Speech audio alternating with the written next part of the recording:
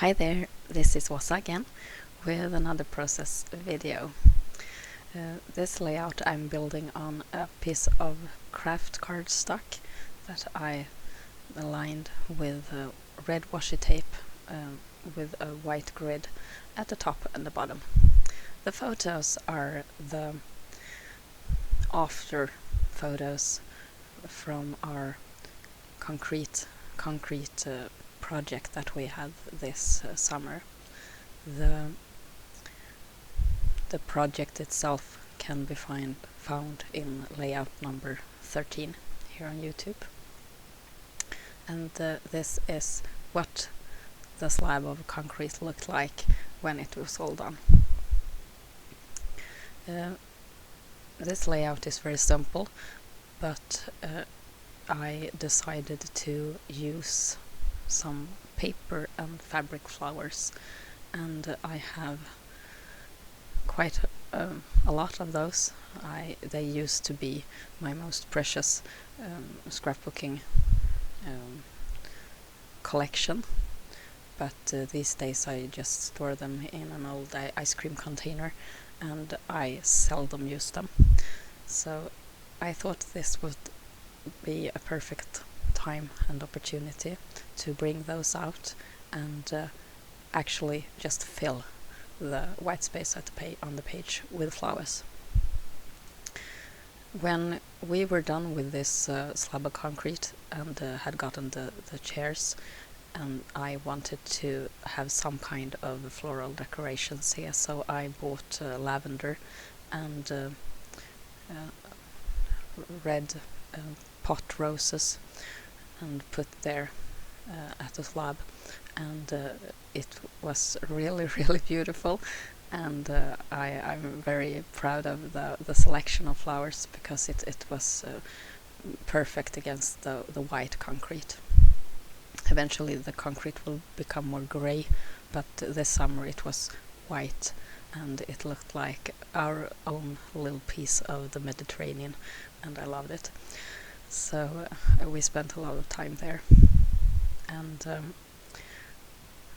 since I didn't have any lavender colored paper flowers, I colored them in with lavender and lilac Pro marker pens. It works perfectly on the white paper flowers from Prima, and they take on the paint very well.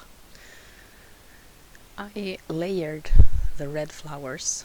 They are 3 different flowers in a stack, and I adhered them together with brads, not because the brad adds a lot of embellishment to the page, but because it was very convenient and I didn't need to put multiple glue drops on the different flower collections. So I just adhere them together with a brad. I have lots of mini brads in my collection, and I always find it inspiring to use them so that they actually get used. So the title for this page will be Plattan, which is pretty much the slab, and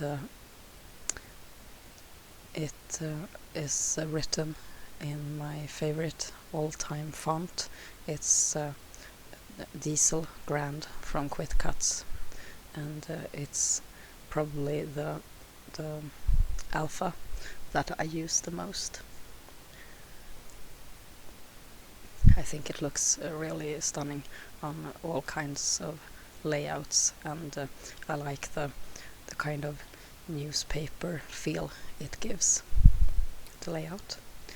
So now I adhere the title and the photos. No frames or no matting, just straight onto the background. I use this double-sided adhesive that I get in rolls that cost less than $1, and it works pretty fine for me.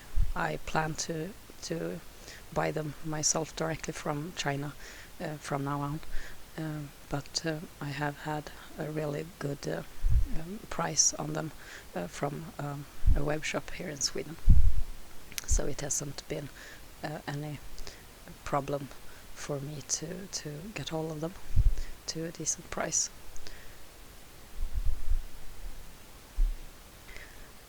I adhere the larger flowers with glue dots and the smaller ones with my liquid adhesive from Scotch and my glue pen. And then I do the same with the paper leaves and tuck them in under the red flowers. I believe in the idea that you should have many smaller rooms in your garden where you can sit and enjoy the scene from different angles.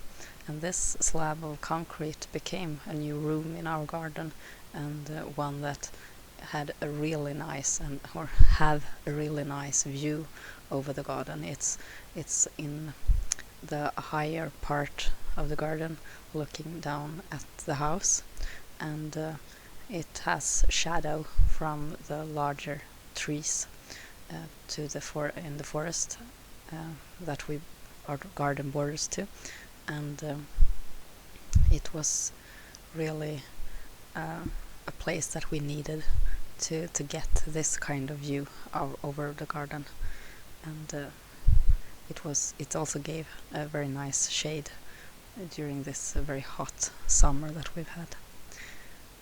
Then I bring out the bottle where I keep my pearl bead plastic dots, and I take out the purple and the white ones.